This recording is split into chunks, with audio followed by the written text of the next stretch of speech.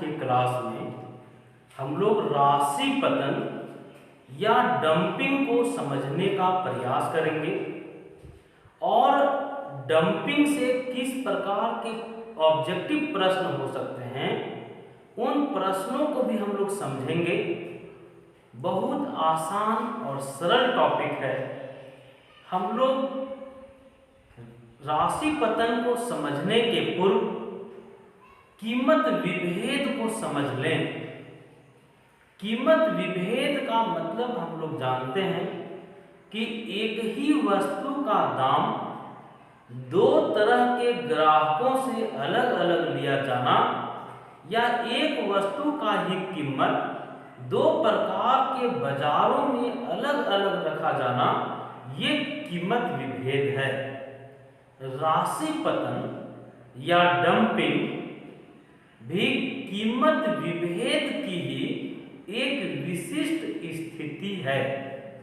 मतलब राशि पतन को अगर हम लोग एक लाइन में कहना चाहें तो हम लोग कह सकते हैं कि राशि पतन कीमत विभेद की ही एक विशिष्ट स्थिति है। कोई विक्रेता जब अपने घरेलू बाजार में एकाधिकारी होता है लेकिन उसे विश्व बाजार में प्रतियोगिता का सामना करना पड़ता है तो कोई विक्रेता क्या करेगा? अपने घरेलू बाजार में उसी वस्तु का कीमत अधिक लेगा और कम वस्तुओं की पूर्ति करेगा। लेकिन विश्व बाजार में चूंकि बहुत सारी फर्में होती है और बहुत सारी फर्मों के साथ उसे प्रतिस्पर्धा करना पड़ता है, उसे प्रतियोगिता करना पड़ता है, तो फर्म क्या करेगा कि विश्व बाजार में कम कीमत लेगा और अधिक वस्तुओं की पूर्ति करेगा। ये स्थिति इकोनॉमिक्स में राशि पतन या डंपिंग के नाम से जाना जाता है। आप इसे एक सरल उदाहरण के माध्यम से समझिए।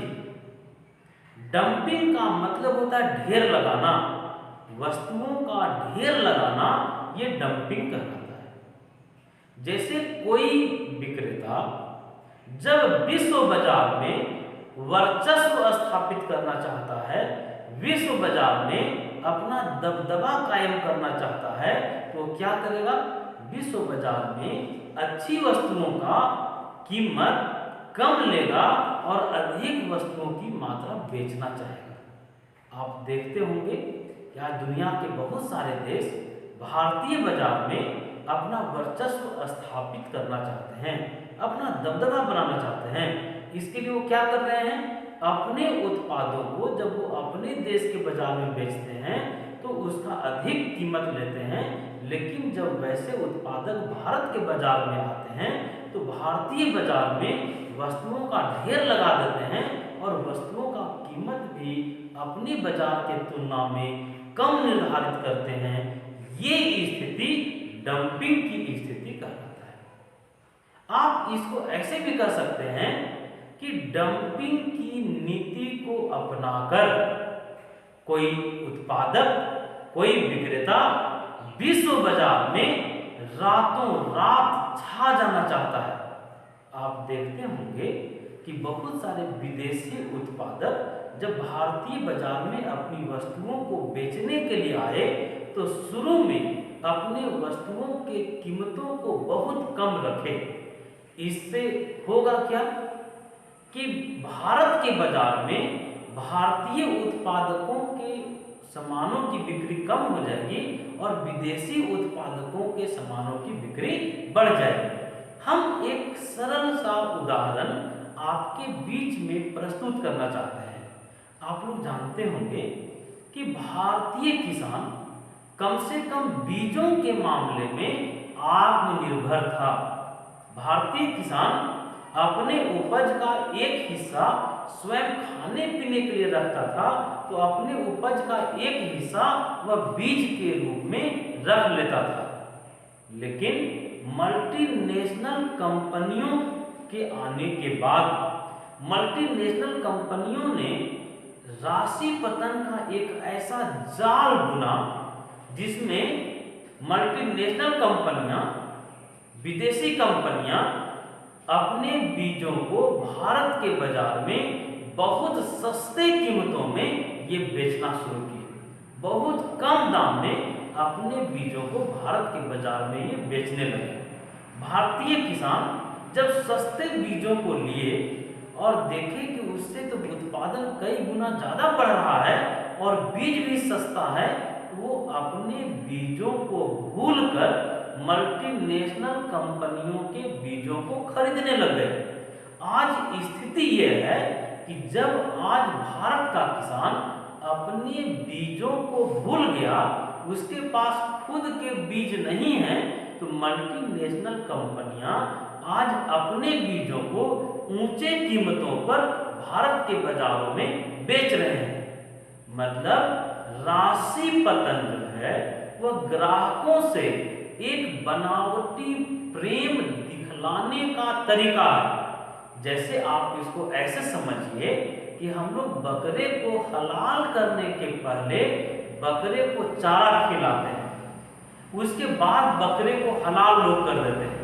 उसी तरह से मल्टीनेशनल कंपनियां भी राशि पतन के माध्यम से शुरू में भारतीय ग्राहकों को बहुत कम कीमतों में अपने गुणवत्तापूर्ण सामानों को दे देते हैं और इसके कारण भारत के जो छोटे छोटे उद्योग हैं या भारत की जो कंपनियां हैं वो सरेंडर कर जाते हैं, वो आत्मसमर्पण कर देते हैं, वो पीछे पड़ जाते हैं।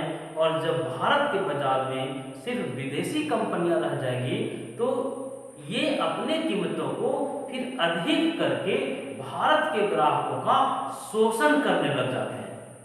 तो हम लोग अभी अपने चर्चा के क्रम में ये समझे कि डंपिंग मूल्य विभेदीकरण का एक तरीका है। डंपिंग के बारे में हम लोग ये भी देखे कि ये विदेशी बाजार में वर्चस्व स्थापित करने की एक विक्रय कला भी है।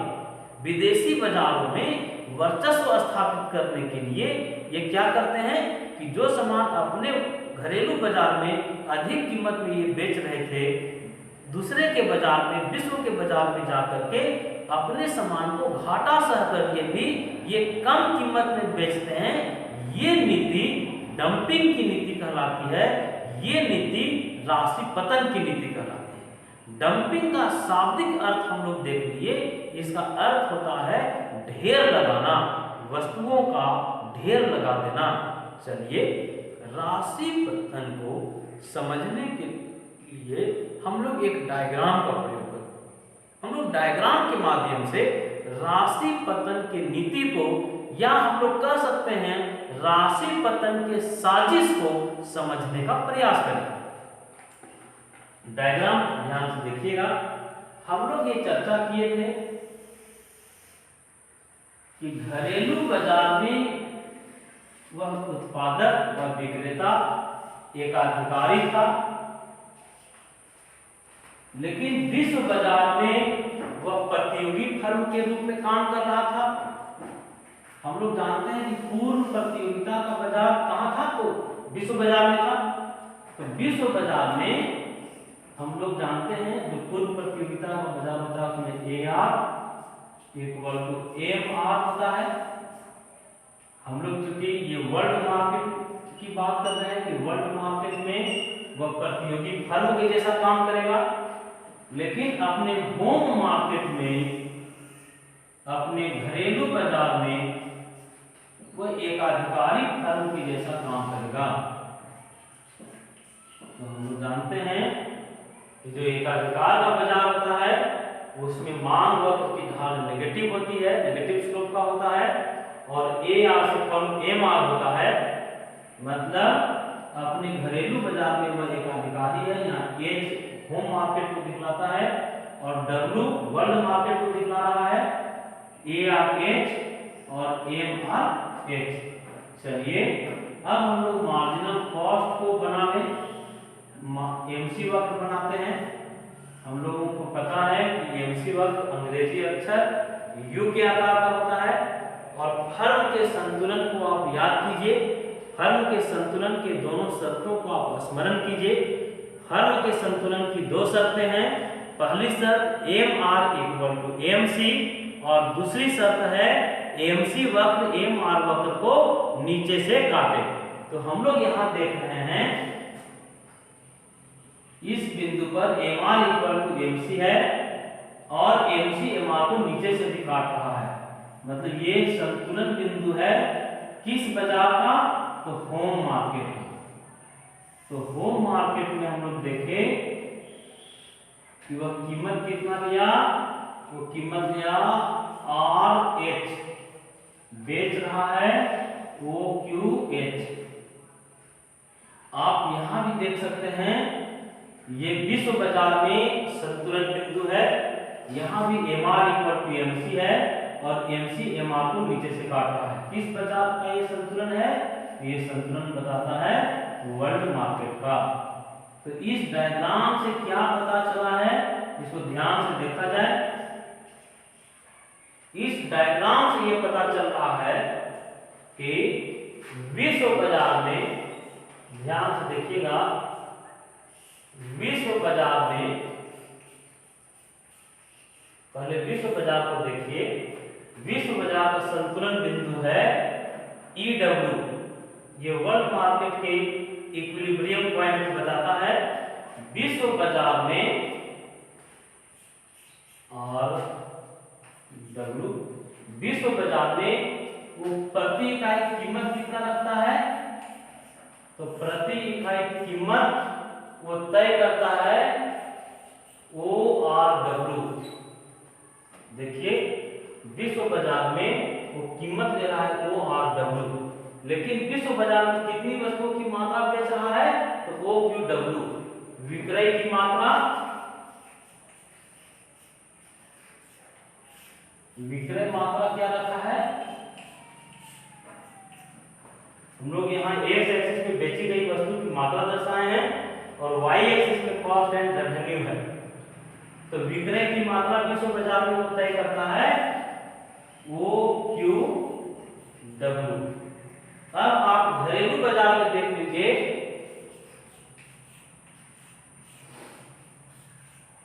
घरेलू बाजार को क्या कर रहा है, घरेलू बाजार में प्रति इकाई कीमत कितना लिया, घरेलू बाजार में कीमत ले रहा है ORH और विक्रय मात्रा क्या है, घरेलू बाजार में कितनी वस्तुओं की मात्रा बेचता है, तो बेचता है OQH, घरेलू बाजार में बेच रहा है OQH। अब डायग्राम को एक बार फिर से देखिए, हम लोग इस डायग्राम के माध्यम से ये समझने का प्रयास किए कि विश्व बाजार में यदि कोई फर्म प्रतियोगी फर्म के जैसा व्यवहार कर रहा होता है, लेकिन वही फर्म अपने घरेलू बाजार में एकाधिकारी फर्म के जैसा काम करता है, तो ये स्थिति डंपिंग कहलाती है, ये स्थिति राशि पतन कहलाती है। आप ध्यान से फिर से सुनिएगा, हम फिर से दोहराते हैं। विश्व बाजार में उसे प्रतियोगिता का सामना करना है, विश्व बाजार में उसके जैसे बहुत सारे फर्में हैं, तो विश्व बाजार में वो क्या कर रहा है, प्रतियोगी फर्म के जैसा व्यवहार कर रहा है। लेकिन घरेलू बाजार में वह एकाधिकारी है, घरेलू बाजार में वो एकाधिकारी फर्म के जैसा व्यवहार कर रहा है। ये जो पॉलिसी है, बेचने की ये जो नीति है, कहलाता है डंपिंग या राशि पतन। हम लोग इस डायग्राम से ये समझ रहे हैं कि विश्व बाजार में वह कीमत रखता है ORW। हम लोग देख रहे हैं विश्व बाजार में ORW, ये घरेलू बाजार, विश्व बाजार में वो कीमत रखता है ORW, लेकिन वो बेचता है OQW। मतलब विश्व बाजार में वह कम कीमत रखता है और अधिक वस्तुओं की मात्रा का विक्रय करता है। वहीं दूसरी ओर वो अपने घरेलू बाजार में एकाधिकारी है, इसलिए अपने बाजार में वो दाम रख दिया, वो RH, घरेलू बाजार का कीमत है